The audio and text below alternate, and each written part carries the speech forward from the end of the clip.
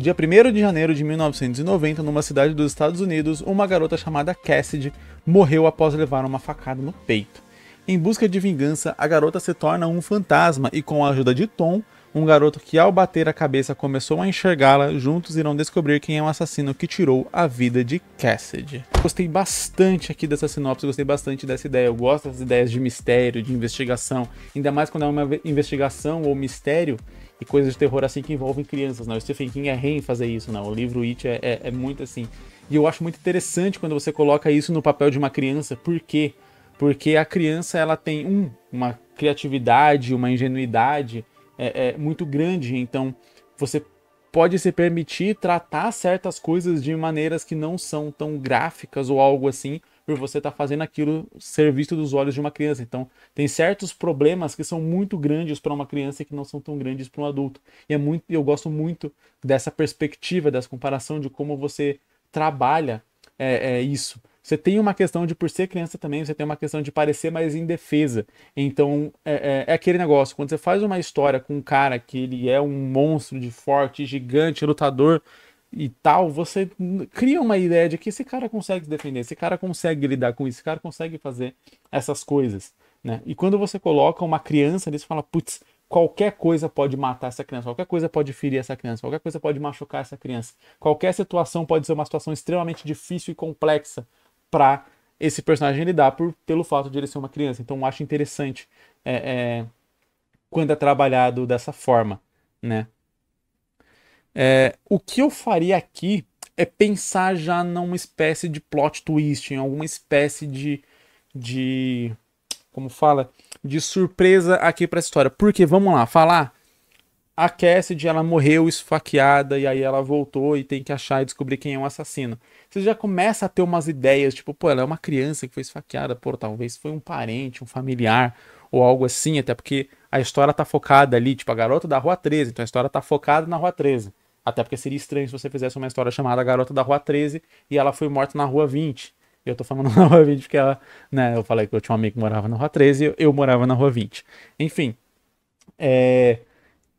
você perde um pouco ali o referencial do próprio título da história. Então é interessante que a história se passe dentro, né, contida ali na Rua 13. Então que tanto ela foi morta na Rua 13, quanto o garoto mora na Rua 13, quanto o assassino também tem que ser da Rua 13.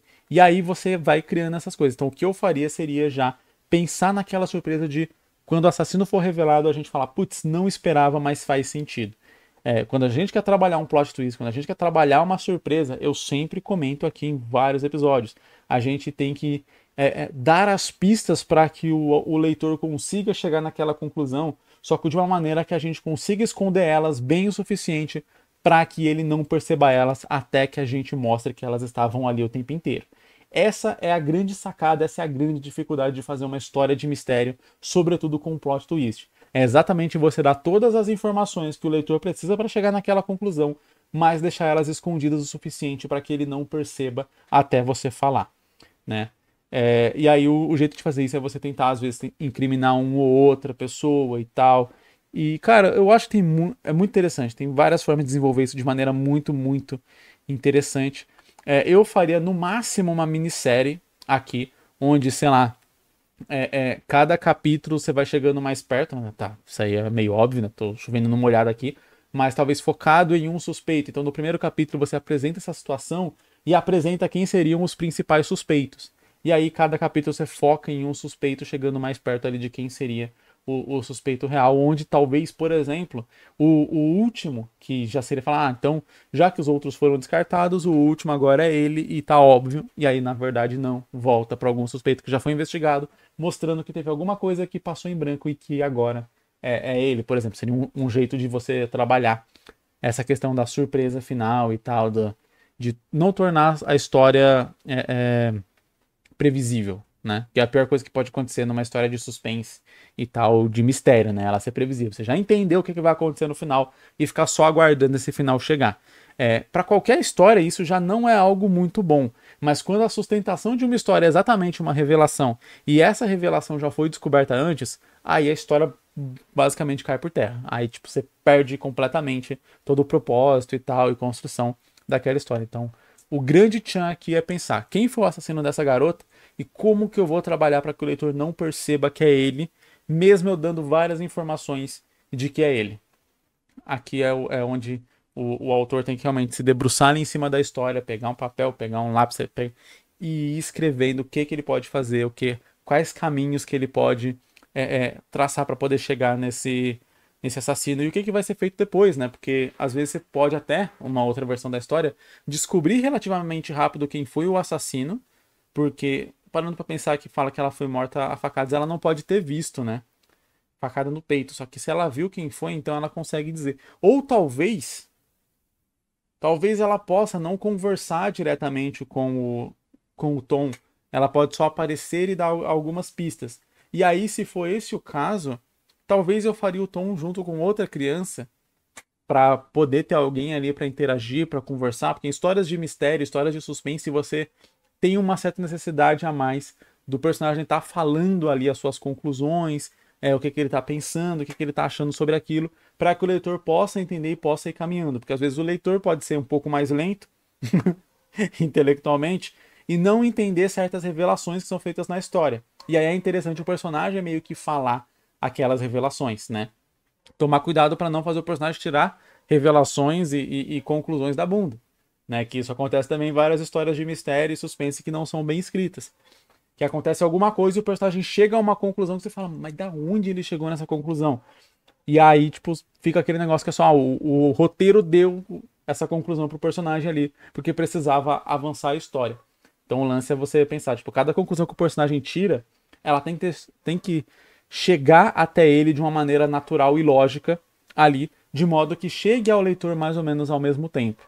Se o leitor chegar nessa conclusão antes, o ideal é que o personagem chegue nela logo depois, para que o leitor não espere muito o personagem chegar naquela conclusão, porque daí entra o lance de ser previsível. O leitor já entendeu o que aconteceu, e aí ele está esperando o personagem entender e ligar os pontos. Né? Não é muito bom. Da mesma forma como eu disse, o personagem liga os pontos muito rápido e o leitor ainda não, fica aparecendo pro leitor que ele tirou aquela conclusão da bunda, porque o leitor não entendeu de onde que veio aquilo. Então, fazer essa cadência de informações, pistas, etc., é um trabalho de mestre para um autor. Mas, cara, eu sempre falei aqui e repito, quando bem feito, a história fica sensacional, porque você realmente mergulha de fato na história, fica criando teorias, fica pensando ali, raciocinando, você realmente entra na história ali e acaba tendo uma experiência de leitura muito mais interessante, muito mais agradável. Então é algo que vale bastante a pena fazer. E eu acredito que, como eu disse, dá pra fazer essa história relativamente curta. Você faz uma minissérie, ou você faz um one shot e foca, talvez não tanto no mistério de descobrir quem é um assassino, mas em como fazer esse assassino sofrer as consequências, né? Ser pego, ser preso ou algo do tipo. Poderia ser uma vertente que essa história poderia seguir também. Não necessariamente ela precisa ser de mistério e focada nessa investigação, mas talvez focada no plano para poder levar esse assassino à justiça, porque sendo uma criança que tá vendo uma garota fantasma, ele não pode simplesmente chegar para a mãe e falar, mamãe, aquele é o assassino da Cassidy. E a mãe fala, nossa filho, como você sabe? Ah, porque a Cassidy apareceu e me falou. Ninguém vai acreditar. Então você tem todo um lance que é onde eu falo que fica interessante ser uma criança. Porque um adulto tem mais estratégias para isso, tem mais capacidade de conseguir fazer isso.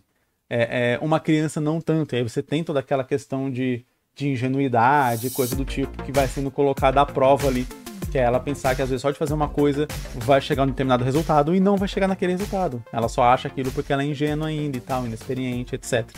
Então, cara, ansioso. Eu torço muito também para que o autor consiga fazer a história até o final, porque eu gostaria de ler aqui ela, como que ela ia ficar.